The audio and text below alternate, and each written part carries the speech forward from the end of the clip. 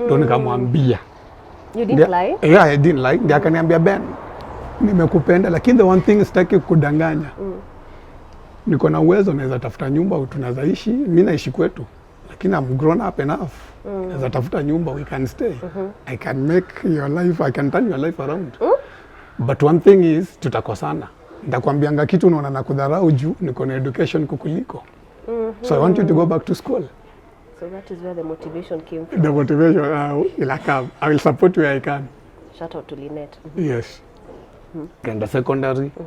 Now secondary, me I was very open to teachers. I told them my life.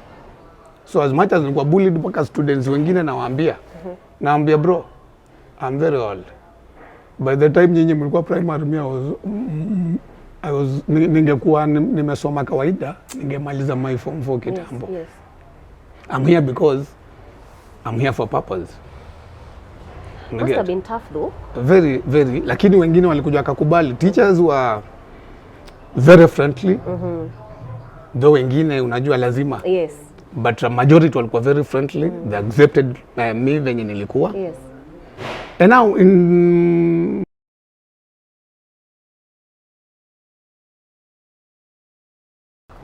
Welcome to the Golden Apple Show with me, your host Njeri.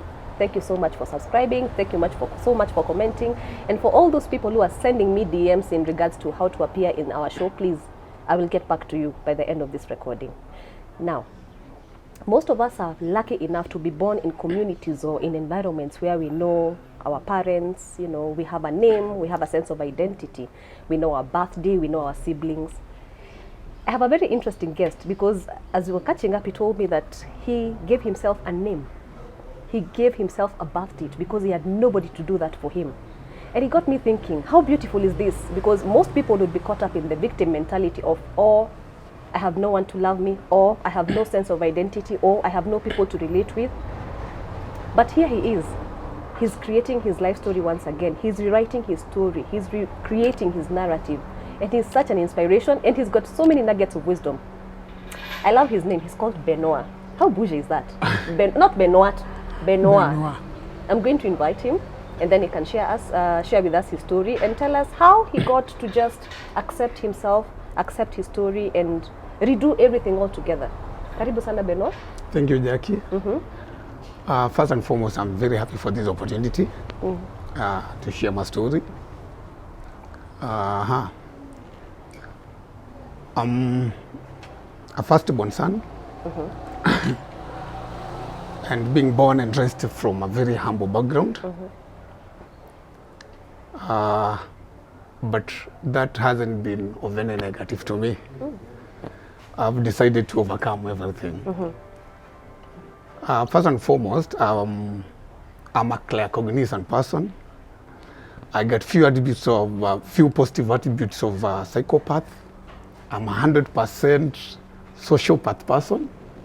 Oh, those are too many descriptions. Take it slowly. So you said the first one is you are? A clear cognizant person. And that means? I'm free. Yes. You're a free spirit? I'm a free spirit. Yes. I'm an empath. Get to the same line.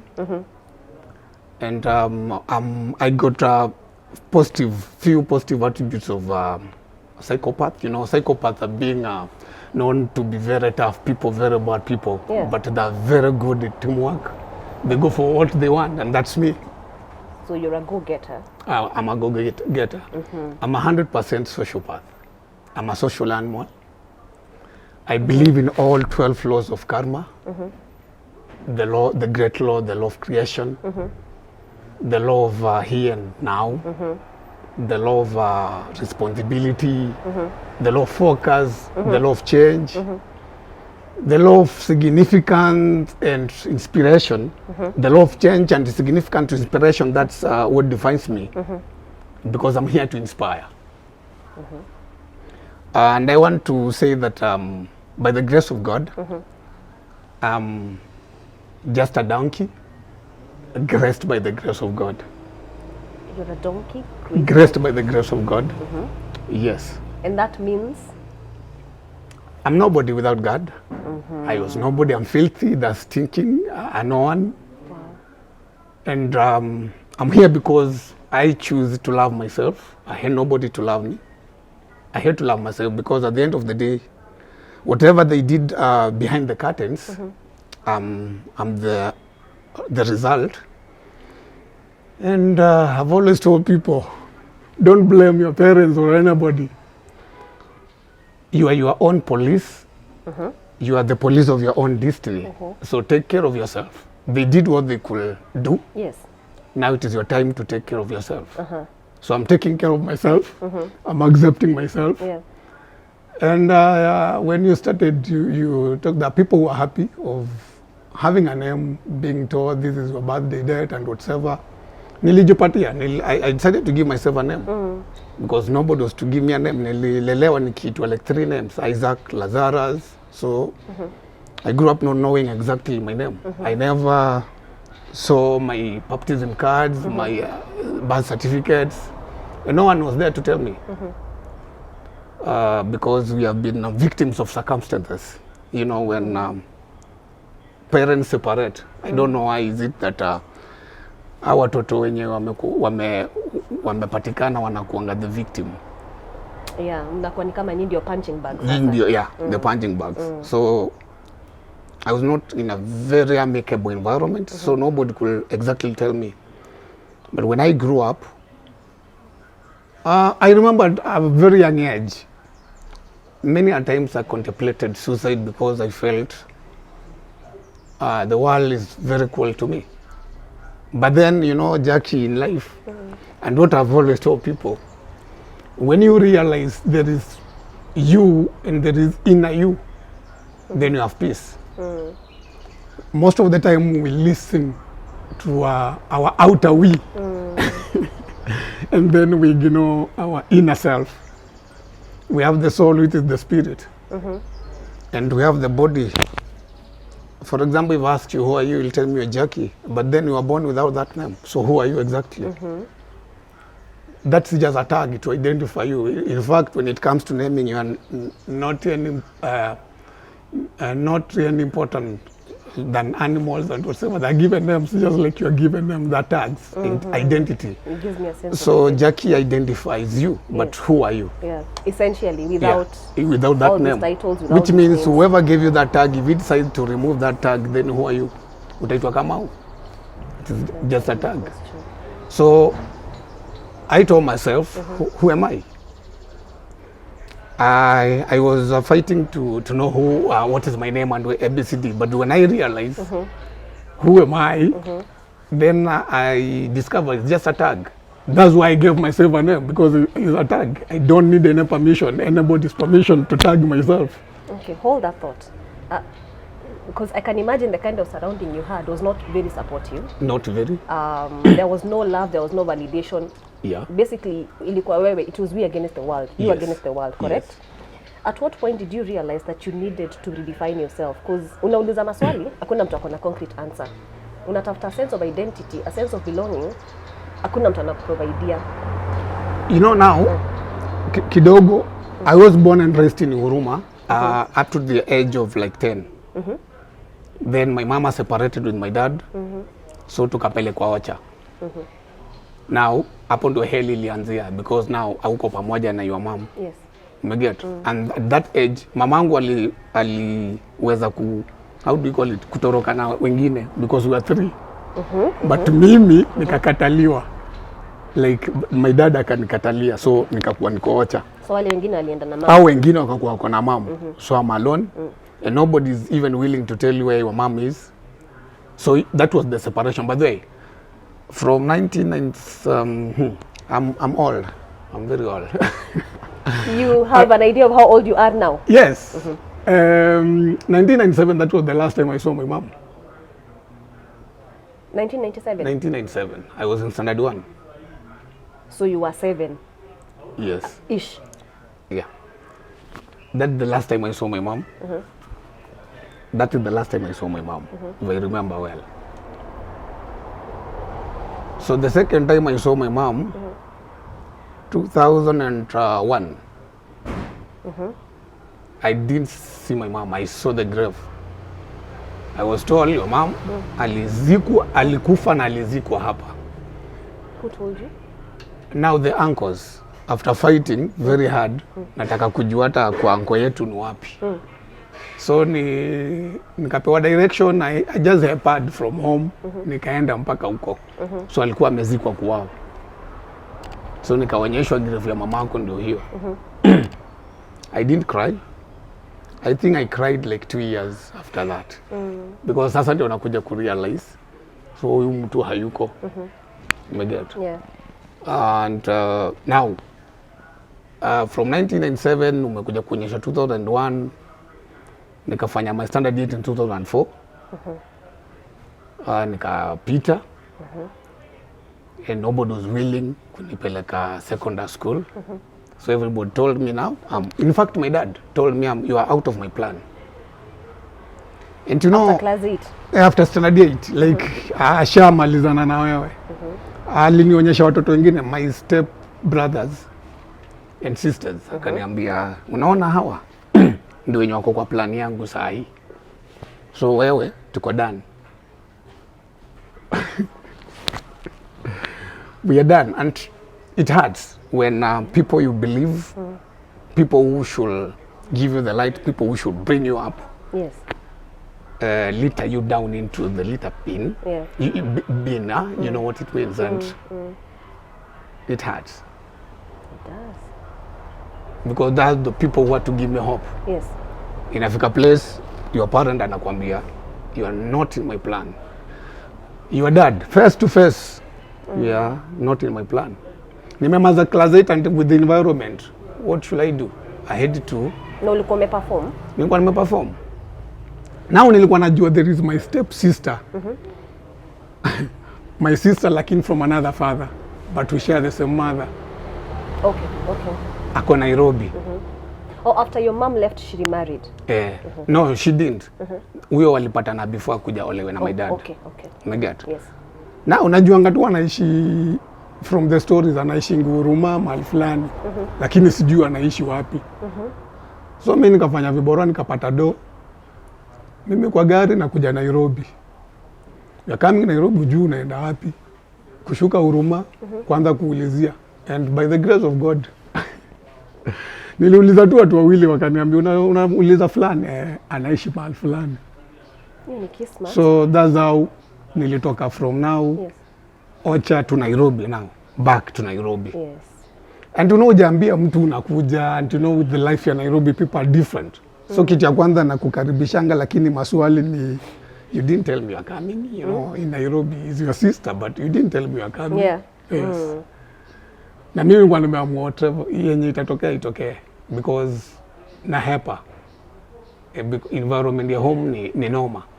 So ulikuwa unataka a fresh beginning? A fresh beginning. So ukikuja, ulikuwa unapanga kurudi Ocha ama ulikuwa settle na hii story yako easy? Me, it was like, siwezi taka kurudi hiyo mtaa. Like I'm done. So nikikamu hapa, now my sis like, you didn't tell me you coming. Nakasika hapa amejam, lakini at the end of the day blood. Sticker. So akaniuliza one thing, what do you want me to do for you? Nikamwambia nataka kufanya mechanics. Akaniambia sina pesa ya kupeleka shule ya mechanics, nitakupeleka welding and fabrication. So akanipeleka welding and fabrication for 2 years. Then after that, sasa ninaanza kujua mambo ya kutaka kitambulisho and whatever. Ndio na realize by the way, mimi hii jina, because they used to call me daddy. So now I need a name. Yes. So hapo mahali pa kitambulisho and whatever ndio nilijipatia jina. Because now unaona nilikuwa nimeanza ku cut off the links from my home. So sitaki anything to be associated na home. So nikajipatia jina. Benoit. Boris. Alikuwa wrestler na alikuwa fan wangu, so I just took the whole name, Benoit Boris. Unakumbuka the wrestler, Benoit Boris? Mimi siko na watch wrestle. When were you born? Kando. Okay. Nikachukua the full name ya huyo jamaa. Benoit Boris.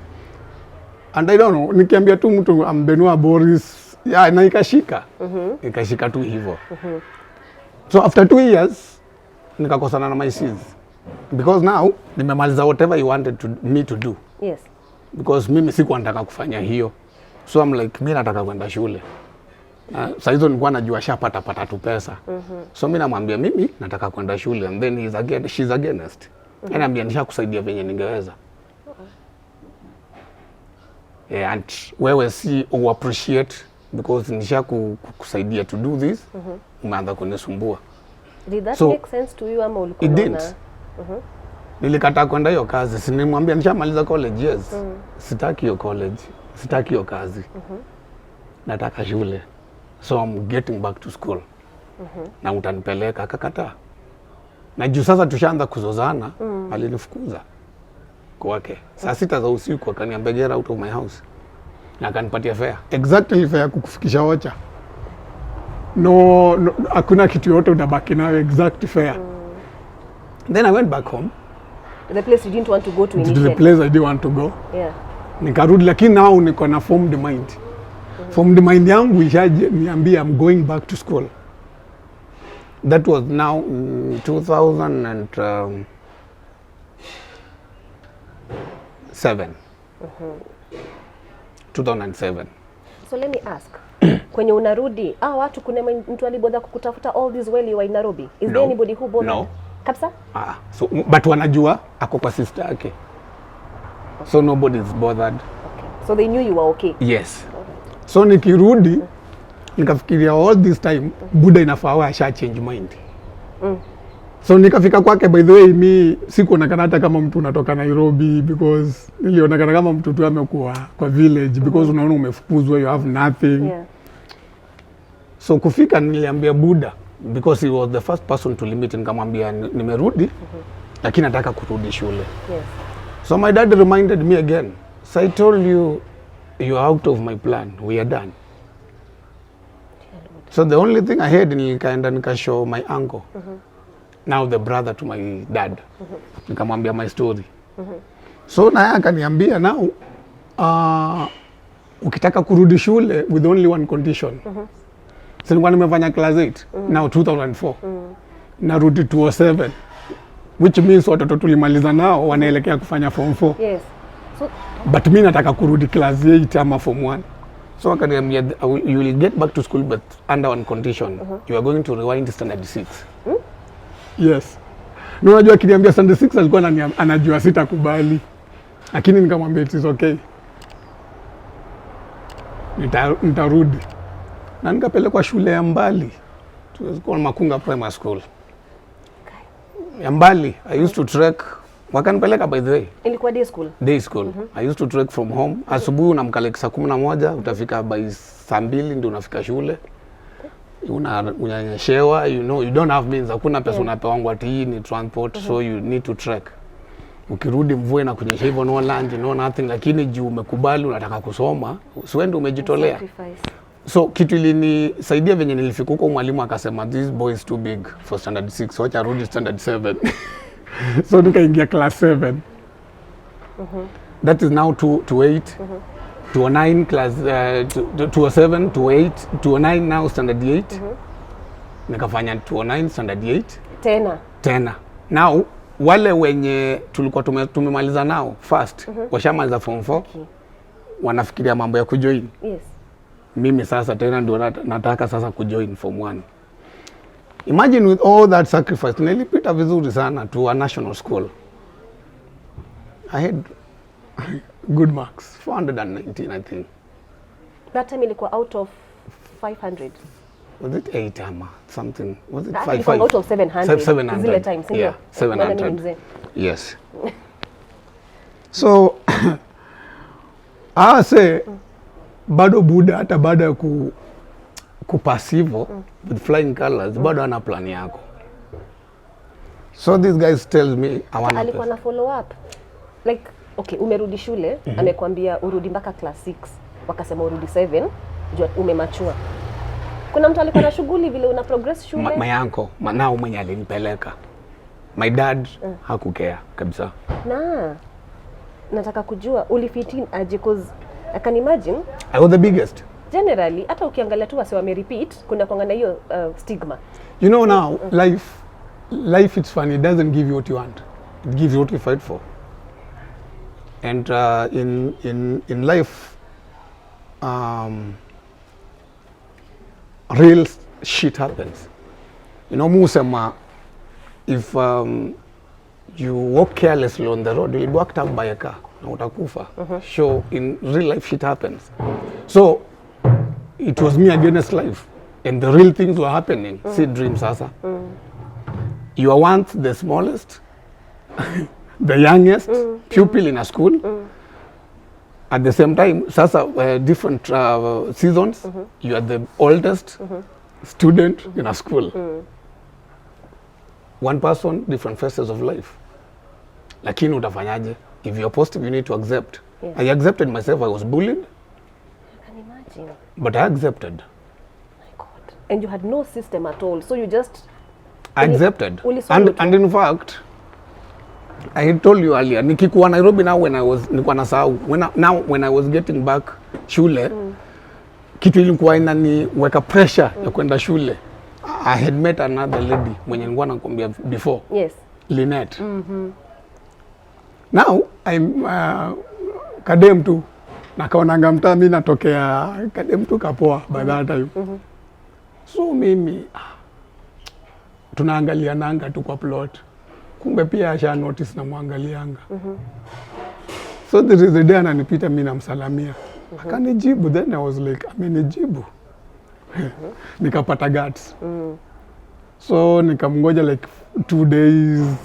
Nikama approach nikamwambia hivi like fulani Mungu kuonanga place fulani ABCD. Akaniambia go straight to the point. What do you want? And you know mimi sijuangi kuenda hivi. Nikamwambia are you sure you want me to tell you what I want? Nikamwambia I want you. How old were you ish? After 16, 17 now. And she was more or less your age mate as well? No, kama alikuwa big kidogo. Because at that time, unaona alikuwa already anawaka. Anafanya kazi at Hilton Hotel. Wow. But that time, akakanipenda tu hivyo. But akaniambia ukweli, sasa akaniuliza my level of education. Ndio nikamwambia. You didn't lie? Yeah, I didn't lie. Ndio akaniambia Ben, nimekupenda lakini the one thing sitaki kudanganya. Niko na uwezo naweza tafuta nyumba tunaweza ishi, mimi naishi kwetu. Lakini I'm grown up enough. Naweza tafuta nyumba, we can stay. I can make your life, I can turn your life around. But one thing is tutakosana. Nitakwambianga kitu unaona nakudharau juu niko na education kukuliko. So I want you to go back to school. So that is where the motivation came from. The motivation will come. I will support you where I can. Shout out to Lynette. Yes. Nataka urudi shule. Na akaniuliza peana option. Utakuwa huku? Mimi nikasema siwezi, so nimekuwa gani kitrail hapa kama food alafu tumeanza kujoin hapa hivi. So naenda home. Yes. Lakini ningeenda home ndo nikwambia nilikuwa nafikiria hata ukifika na hiyo wazo home ya kwamba you are going back to school, mzazi atafurahi. Yeah, cause wanaona na plans. Nilipata bado ni negative. Sasa nikiongea na my uncle na huyu demo ananipush pia. Sasa nikapata hiyo motivation. Yes. Nikamaliza ndio nikamaza primary nikaenda secondary. Now secondary me I was very open to teachers. I told them my life.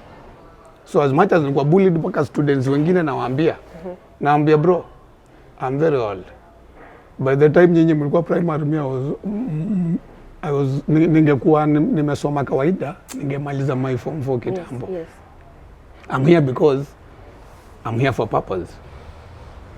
Must have been tough though. Very, very. Lakini wengine walikuja wakakubali. Teachers were very friendly.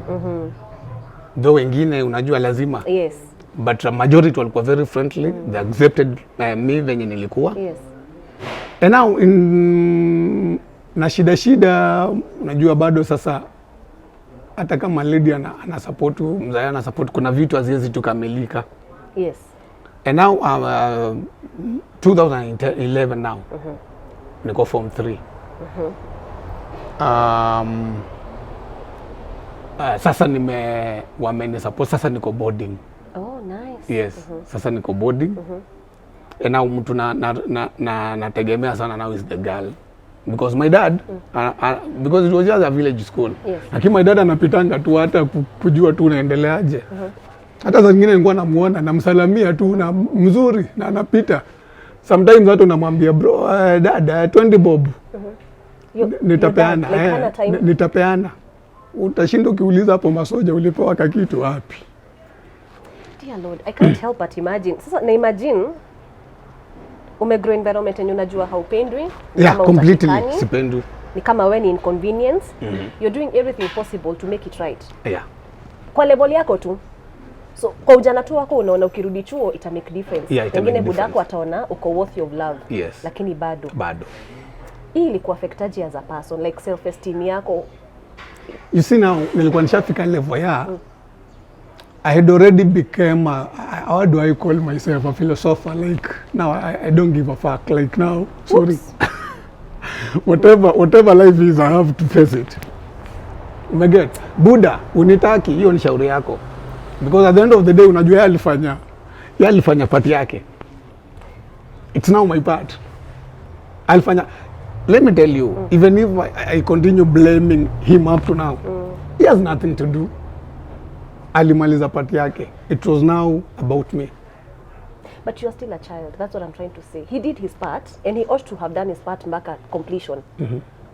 So I became a philosopher at a young age because I was able to like, started looking for the meaning of life. For the meaning of life. Yeah. Umeget? Yeah. Niko na vitu mob, hujaiona hizi. Sijai. Hii si mashini ilinikata. Hii niliumia when niko kwa hizo kazi za home za wewe ni mfanyikazi wa home kwenu. Unaona? So watu wanakusaidia lakini wewe ni mfanyikazi. Actually nilikuwa naitwa mfanyikazi. Like now my cousins wananiambia wewe ni mfanyikazi. Wewe ni mfanyikazi. Unakatia nyazi unajikata hivi. Umepeleka hosi, your dad doesn't bother, hakuji. Anakaa bado kwa hivi, anakuuliza ng'ombe ijakula, baada anakutwanga. So I was like, but then kuna kati nimuuliza, are you human? Uko sawa? Nilikufanyia nini? Tulifika place back at that age tunaambiana usiaitaka help kutoka kwangu. Na yeye akaniambia, I will never want help from you.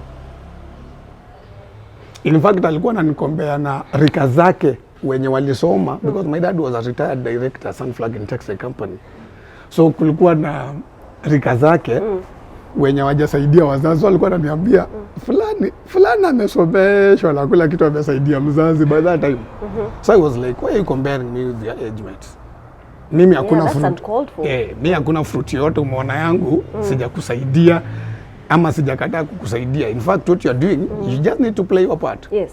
And that's why right now nimekuwa ningesema to parents who are going to hear this or to watch this show. Yeah. Ausomeshi mtoto akuja kusaidie. I got kids now, 2 kids. I will do whatever I can to make sure they're good. Not because wakuja wanisaidie. Once they are not a burden to me, I'm good. Once they can sort out their issues without involving me, I'm good. I'm no longer, my dad should be very happy. I'm not a burden to him. Yes. I don't call him Buddha nimeshindwa unga. I don't call him Buddha nimeshikwa. Buddha nimekuwa mgonjwa niko hosi. And that should be the joy of the parents. Your child is responsible enough and is no longer a burden to you. That's why tunawasaidia, tuwasaidia kuja tusaidie. You know, biblical. That's why kidogo niguzie Biblia kidogo. I'm not a pastor. Take us away. Respect. And you children respect your parents. But ukifika to an age where you're not kid anymore, you should not respect your parents, you should honor your parents. So respect and honor, they're 2 different things. Oh. At that time, nikifanywa hizi, unapigwa na bado unafanyiwa kazi, it's because I was under the mercies of somebody. You was to be submissive. You have no say. I'm at the age where I don't respect my parents. I don't need to respect my parents. When my kids reach to a point where I don't need them to respect me. I need them to honor me.